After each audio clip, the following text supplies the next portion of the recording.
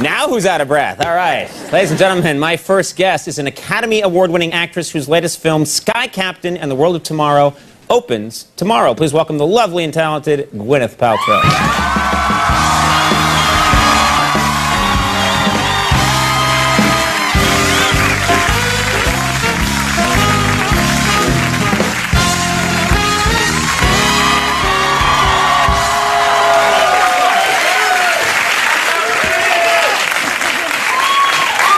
Oh,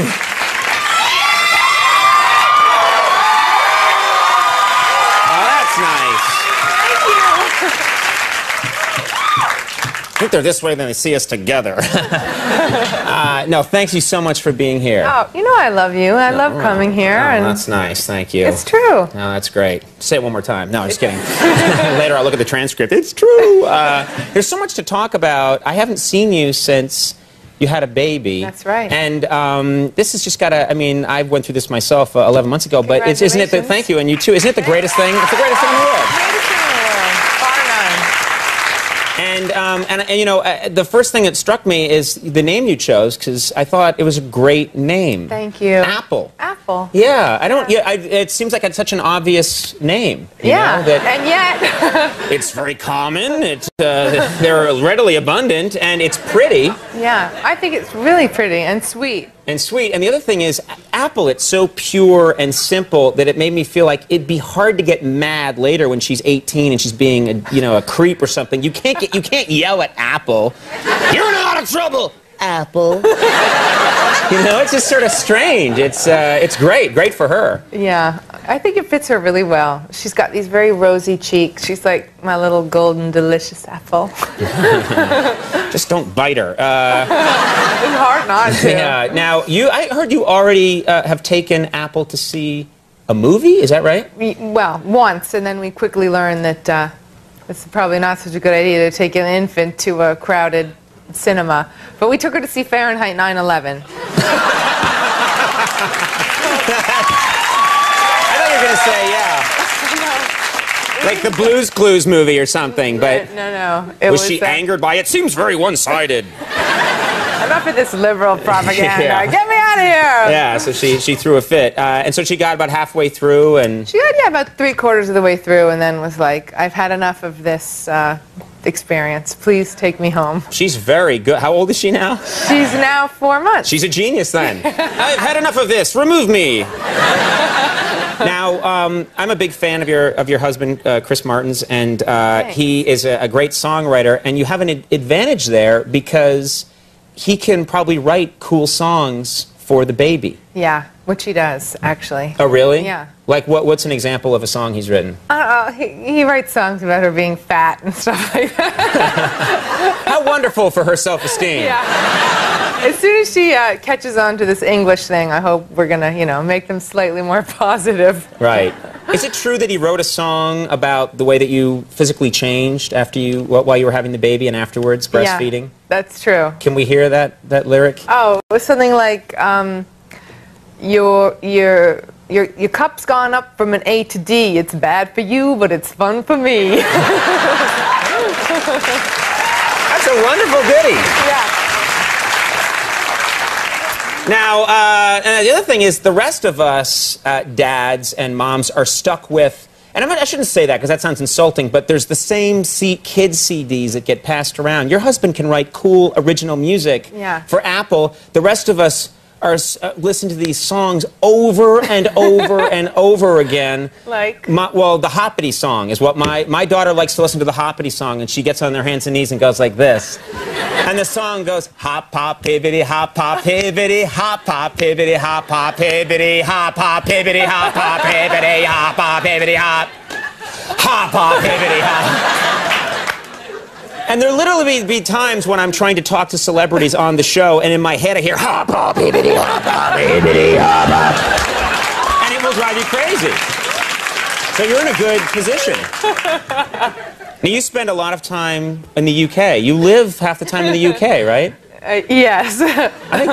Sorry, I'm not over the hop, hop, hibbity thing. It's in your head now, isn't it? Yeah, it is. Yeah, it's going to ruin your life. And it's a great song, I love it, but too much of a good thing. Yeah, we're like half and half, London, New York. It's cool. good combo. They have different. They don't like. It's not called a diaper in the UK. No, is that right? It's called a nappy. I love it when they have these other names for things. They've got so many weird names for things, like especially baby stuff. There's a lot of. Like what else besides nap? A diaper is a nappy. A diaper is a nappy. A pacifier is a plug. Right. That sounds kind of. Where? Put a plug in her, eh?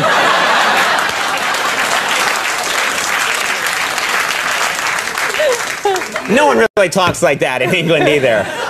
It's all bad chimney sweeps in my mind. She's got a creeper in her nappy there. Put a plug in her, chopper. This is why I'm never invited over there. It's a bad thing. But I love Nappy. Nappy's so cool. Nappy's great.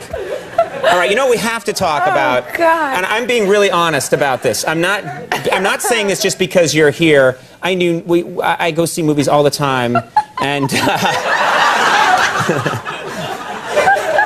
all right, it's just all dissolved. It is how they talk in England. With chitty chitty bang bang, governor. Do they do this too? They do that, don't they? They do. Your husband's gonna come kick my ass. That's not how we talk. All right. I desperately want to talk about this movie.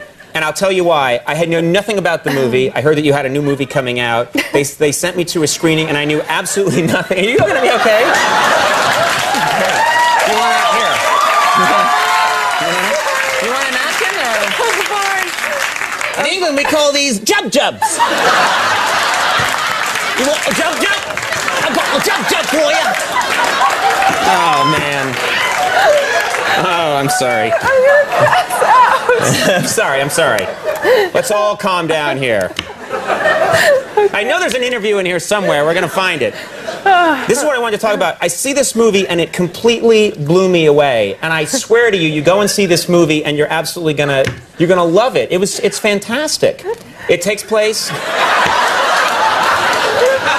What happened here? I'm talking about the movie, and you're listening to me. I just loved working with Jude. Jude Law's the best.